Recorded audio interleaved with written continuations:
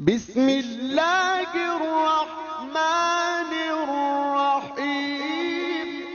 मैंने गोरखन को जेब से 8,000 निकाल कर दिए और बोला कि देखो जैसे तुम्हें समझाया है ना, वैसे ही कब्र खोद देना। ये मेरा नंबर है, जनाजे से 5 घंटे पहले तुमको कॉल करूंगा तो मुझे मिस्ड कॉल दे देना। उसने चुपचाप पैसे पकड़ ढे, मेरा नंबर मिलाया, मिस्ड कॉल दी और चल दिया।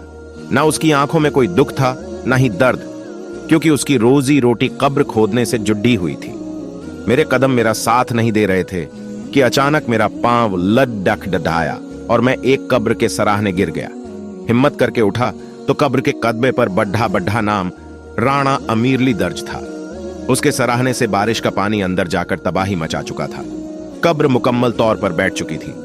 7 मुरब्बा जमीन, करोड़ों रुपए की फैक्ट्रियां और 4 बड्ढे बंगलों का मालिक मुझे चीख चीख कर कह रहा था कि हादी हयात संभल जाओ, आज तुम अपने प्यारे दोस्त को दफनाने आ रहे हो, कल तुम भी यहां होंगे। मुझे याद है कॉलेज के जमाने में दोस्त की फटी दी की झूठी खबर मिली थी तो भागते भागते घर पहुंचा। जब सामने उसको सही सलामत देखा तो आंखों से खुशी के आंसू निकल पड़े। बहुत लान तान की तो दोस्त कहने लगा, हाँ दी हयात सुनो, अगर मैं फोत हुआ होता तो शहर सूजाबाद की दुकानें इस तरह खुली ना होती, बल्कि पूरा बाजार बंद होता। ऐसा हुआ कि वाकई मेरा दोस्त फोत हो गया। उसकी फोतगी पर बाजार में कोई दुकान बंद होना तो दूर की बात, उसके सगे भाई की दुकान भी खुली हुई थी। भाई से पूछा तो कहने लगा कि जनाजा लेट है, दूध दही खराब ना हो जाए, मैं जल्दी से इनको बेचकर दुकान बंद करके आता हूं।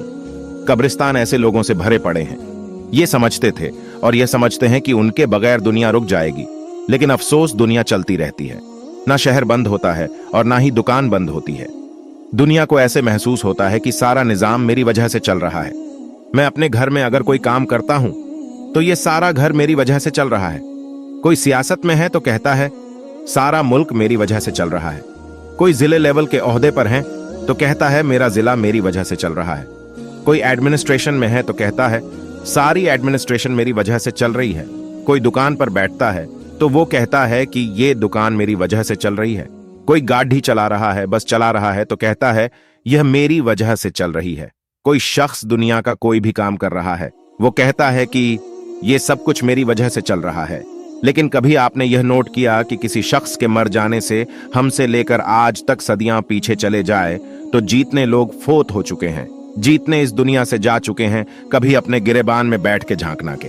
आपसे कम, आपसे गरीब, आपसे निचले दर्जे के बहुत सारे होंगे, लेकिन अगर जब आप ऊपर वाली नजर से देखेंगे तो आपसे अमीर, आपसे ऊंचे, आपसे बड़े लोग भी बहुत ज्यादा तादाद में होंगे। ये कहते होंगे कि हम नहीं होंगे तो दुनिया का सिस्टम रुक जाएगा, बंद हो जाएगा। लेकिन आपने देखा कि कभी ऐसा नहीं होता, जिससे इंसान की जितनी भी वैल्यू है वो उसकी जिंदगी की मोहित होती है। इंसान ने इस दुनिया को छोड़ा नहीं तो इस जहान वालों ने भी फारन उसे छोड़ दिया।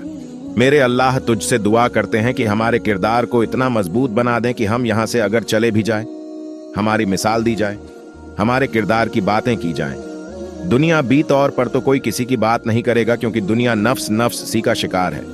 दुनिया पैसे के पीछे भाग रही है। ये दुआ है कि मुझे और मेरे तमाम देखने वालों को आखिरत के लिए कुछ करने की तौफीक अता फरमा। आमीन। उम्मीद करते हैं हमारी आज की वीडियो आपको जरूर पसंद आई होगी और सदका ए जरिया समझते हुए आप इसे अपने दोस्तों और रिश्तेदारों के साथ भी जरूर शेयर करेंगे, ताकि इस्लाह का ये सिलसिला हमेशा जारी रहे। जज़ाकल्लाह।